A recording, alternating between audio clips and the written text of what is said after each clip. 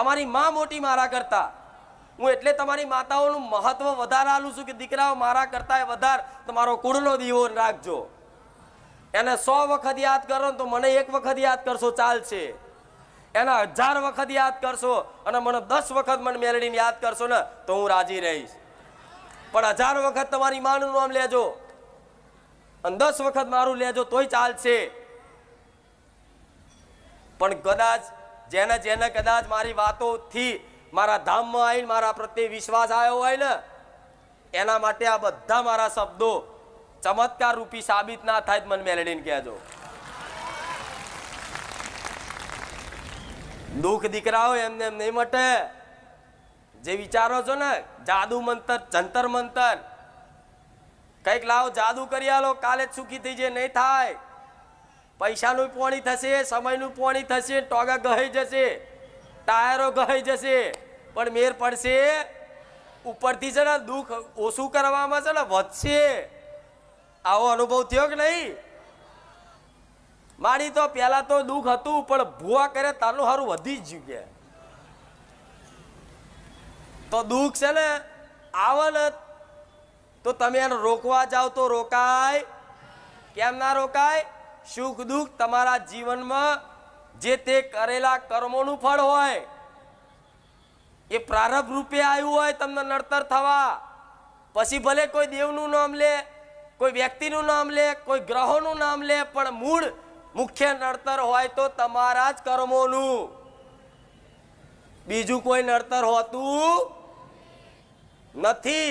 કોઈ પણ માતાજી કારણ વગર કોઈ નડતા, તમારા પિતૃ પૂર્વજે કારણ વગર કોઈ નડતા, કોઈ શિકોતર માતાએ કારણ વગર નડતી, ધરતીના ધણી ગોગા મહારાજ હોય તો કારણ વગર નડતા નથી. તો કેમ નડસ? તમે ક્યાંક ને ક્યાંક વાતે તમારા જીવનમાં ડગલે ને પગલે ગુનાહ કરો છો, ડગલે ને પગલે ભૂલો કરો છો. પણ ભૂલો કોને કહેવાય, ગુનાહ કોને કહેવાય એનું જ્ઞાન નથી. એટલે આ સમજ ગેરસમજના કારણે તમે તમારી બુદ્ધિથી વિચારો ખરું શું નડસ, શું નડસ, શું નડસ. પણ મારા જેવી માતાને કહેવું હોય કે દીકરા તને કશું જ નહીં નડતું, તને તારા કર્મો જ નડસ, તને તારો ભાવ જ નડસ, તને તારો સ્વભાવ જ નડસ. કોને કહેવા જો કહો?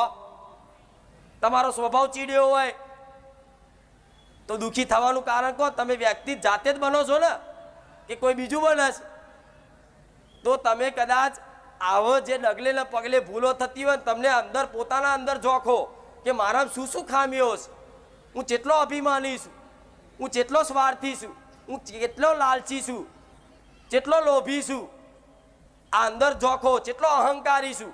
અંદર જોખો, અંદરથી આત્મા રૂપી પરમાત્મા અવાજ કરશે કે દીકરા તારા જેવો પાપી દુષ્ટ જગતમાં નહીં. જો અંદરથી તમારી આત્મા જ ના બોલે તો મને મેળવીને કહેજો. પણ આજે દુનિયા બીજાને વાંગરી કરવાની, આ આવોશ, પેલો આવોશ, પેલી આવીશ. કોઈ અંદર જોખ્યું છે તું ચેવીશ ને તું ચેવોશ? ના માડી એવો સમય જ નહીં મળતો. મંદિરમાં જાઓ છો દર્શન કરવા, કોઈ પણ મંદિરે તો આમ હાથ જોડી અને માતાજીની ભગવાનની આગળ જાઓ ને એની મૂર્તિ આગળ એટલે આપે રૂપિયા આંખો બંધ થઈ જાય. તે માતાજી જેવું કહે છે દીકરી મને આંખો ફાડીને ના જોઈશ, અંદર જો આંખો બંધ કરી. હું અંદર જ છું પણ અંદર અનુભવ કેમ નહીં થતો? આ કામ ક્રોધ મોહ લોભ રૂપી જે અવગુણો બેઠા છે ને એ અવગુણોના કારણે અંદર બેઠેલી માતા કે ભગવાનનો અહેસાસ અનુભવ થતો નથી. આ અવગુણો દરેક મનુષ્યના મનમાં છે ને તમે એમ કહેતા કે હું બહુ સારો છું. ના, માતાજીને ખબર હોય તમે કેટલા સારા છો. પણ આવા અવગુણોનો નાશ કોણ કરશે? તમારી કુળની માતા. આ અવગુણોનો નાશ કોણ કરશે? મારા જેવી મેલડી. આ અવગુણોનો નાશ કોણ કરશે? મારા રામનું નામ. આ જીવનમાં આ બધું કરવું પડે તારે આ મનની મલિનતા નાશ થશે ને એટલે આપે રૂપે માતાઓ ફોટામાં નહીં સાક્ષાત બધી જગ્યાએ દર્શન થતા થઈ ગયા ને એ દાર તમે ઉદ્ધાર થઈ જશે. એટલે ક્યારે એવું માનવું નહીં કે ના ના આપણું ભક્તિ કરવાનું કામ નથી, હું તો આવો છું તેવો છું. ના, ભગવાન માતાજી માટે દરેક દીકરા દીકરીઓ હરખા જ છે. ગમે તે કુલ જાતિ ધર્મ ના હોય, પણ એનો ભાવ છે ને એ મૌન છે ને, બસ દેવી શક્તિ એ જ જોવે છે. નહીં એના ગુણો જોતી, નથી એના અવગુણો જોતી, નથી એના ગુણો જોતી, નથી એના અવગુણો જોતી. પણ જેવા છો એવા બધું એના શરણે મૂકી અને એના બની જશો ને એટલે આપે રૂપે તમારી માતા આ મનનો જે મેલ છે ને, જે મલિનતા છે ને, એનો નાશ થઈ ગયો ને એટલે આપે રૂપે મનની અંદર એવો આનંદ, એવું સુખની અનુભૂતિ થશે ને કે એ આનંદ અજબ રૂપિયા તમારી જોડે આવે ને તો એ આનંદના તોલે આવે. આ ખાલી ખાલી વાતો નહીં બોલતી હો. તમે દુખી ક્યાંથી છો? મનથી જ ને, મનથી જ ને. જો હમણાં અચાનક બેઠા છો શાંતિથી ઉદાસ થઈ અને અચાનક બેંકના ખાતામાં મેસેજ પડે કે 1 લાખ રૂપિયા, હા હા હા હા, 1 લાખ રૂપિયા હાથમાં નહીં, આ ખાલી મેસેજ પડ્યો એટલે મનથી રાજી થઈ ગયો કે હા હા હા હા 1 લાખ રૂપિયા આવી ગયા. થાય ને એવું? લાખ રૂપિયા નહીં હાથમાં આવ્યા, ખાલી મેસેજ જ જોયો, પણ મન કેવું તરત રાજી થઈ ગયું, આનંદિત થઈ ગયું ને. તે એવી રીતે તમે સુખી દુખી ક્યાંથી છો? મનથી જ છો.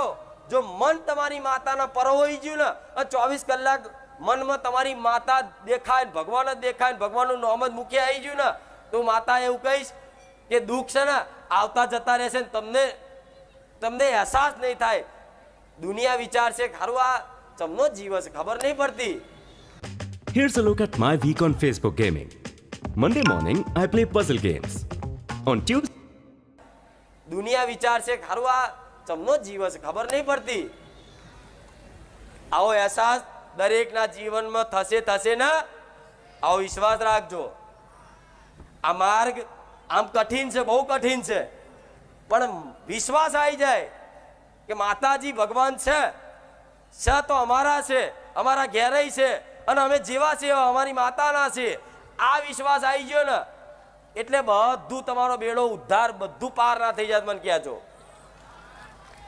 આજ ખામી છે દરેક મનુષ્યને. આજ બધાને જો બધા કહે છે ને માડી તારી પર બહુ વિશ્વાસ છે, તો છે ને 50% જ વિશ્વાસ હોય, 50% શંકા હોય, કામ થશે?